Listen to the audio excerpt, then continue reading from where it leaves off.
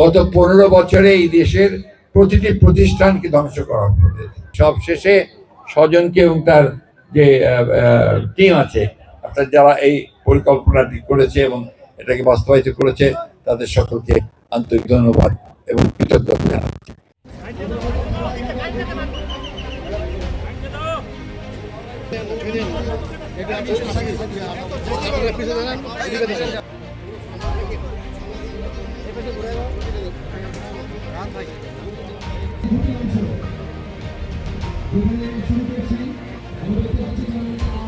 আজকে আমাদের একটা নতুন করে একটা সুযোগ সৃষ্টি হয়েছে ছাত্র জনতার অভ্যুত্থানের মধ্য দিয়ে।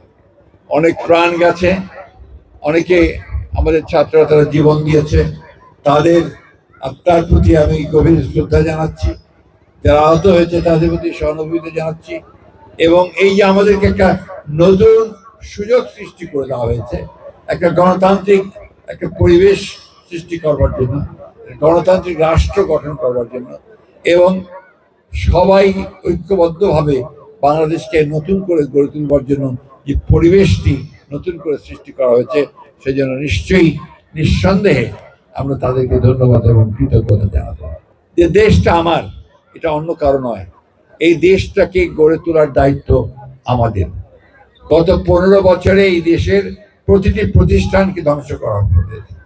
তো এখন সময় এসেছে এটাকে নতুন করে আবার গড়ে তুলবার। আমি বিশ্বাস করি ঠাকুরগাঁয়ের যারা ক্রীড়ামোদী আছেন তারা সবাই ঐক্যবদ্ধ হয়ে দল মত নির্বিশেষে, সেখানে যারা আবার দল মত ভাগাভাগি না করা হয়, দল মত নির্বিশেষে সবাই একসাথে যাদের যোগ্যতা আছে তাদেরকে দিয়ে সাংগঠনিকভাবে এবং খেলাধুলার ব্যবস্থা করতে হয়। আজকে খুব ভালো লেগেছে যখন স্বজন আমাকে বলছিল যে এখন আমাদের ঠাকুরগাঁয়ের অনেক ছেলে ঢাকায় এ ডিভিশনে খেলে। এটা একটা অনেকটা আনন্দের কথা। টানা সপ্তমবারের মতো বেস্ট টিস্যু পেপার ব্র্যান্ড হিসেবে স্বীকৃতি পেয়েছে বসুন্ধরা টিস্যু। আরেকজন আছে যে তো ক্রিকেটের পেছনেই তার ক্যারিয়ারও তৈরি করে নিয়েছে, আমাদের বারেকাল্লা আছে, সামনে আছে রাশেদ, বারেকাল্লার ছেলে। বারেকাল্লার নামটা এই জন্য মনে আসে যে সে আমাদের খুব সমসাময়িক এবং খেলাধুলাতে অত্যন্ত বেশি উৎসাহী ছিল। সে এখন ক্রিকেট বোর্ডের একজন অত্যন্ত দক্ষ কর্মকর্তা। ভালো লাগার একটা খেলা।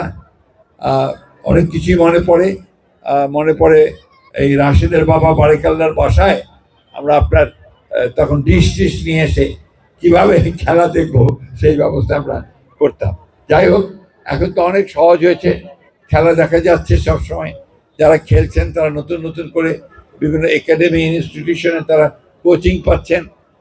তো আমার বিশ্বাস যে এটা আরো উন্নত হবে, ভবিষ্যতে ঠাকুরগাঁয়ের খেলার মান আরো বাড়বে, ক্রিকেটের মান আরো বাড়বে। একটা সময় ছিল যখন আমরা নিজের হাতে পিচ তৈরি করতাম, আমরা সবাই মিলে আমাদের এই দেশটাকে ঠিক যেভাবে গড়ে তুলবার জন্য নিজেরা একটা শপথ নিয়েছি, ঠিক তেমনি ভাবে ক্রিকেটকে গড়ে তোলার জন্য যেন আমরা সবাই শপথ গ্রহণ করি। সব শেষে স্বজনকে এবং তার যে টিম আছে অর্থাৎ যারা এই পরিকল্পনাটি করেছে এবং এটাকে বাস্তবায়িত করেছে তাদের সকলকে আন্তরিক ধন্যবাদ এবং কৃতজ্ঞতা জানাচ্ছি।